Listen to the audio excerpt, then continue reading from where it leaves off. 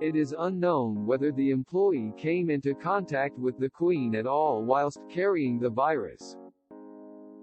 However, according to The Sun, the diagnosis took place before the Queen left Buckingham Palace for Windsor earlier this week.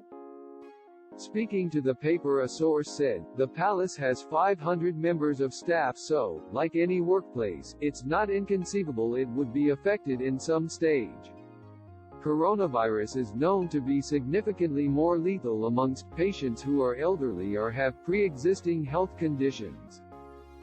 The number of UK coronavirus deaths surged to 233 on Saturday, with over 5,000 recorded cases. On Saturday night, Boris Johnson warned the NHS faces being overwhelmed unless people begin social distancing urgently.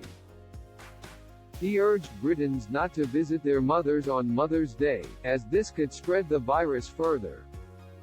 When approached by The Sun, Buckingham Palace declined to comment in detail on the coronavirus claim. A spokesman said, "We wouldn't comment on individual members of staff. In line with the appropriate guidance and our own processes, we have taken the necessary actions to protect all employees and people involved." In a message to Britain, the Queen urged people to come together and praised the work of healthcare professionals. She said, "Many of us will need to find new ways of staying in touch with each other and making sure that loved ones are safe. I am certain we are up to that challenge. You can be assured that my family and I stand ready to play our part." There is speculation the Queen will give an address to the nation at some point during the crisis. The Queen gave a statement on Thursday, but the Mail on Sunday reports she will give a full address at the right moment.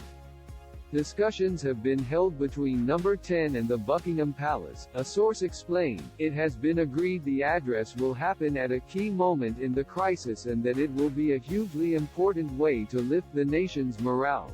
There is no one more experienced than Her Majesty, and she will know exactly the right moment to address the country. Sadly, there are some very difficult times ahead. The country is going to be hurting. The voice of Her Majesty will provide calm reassurance that, ultimately, we will get through this.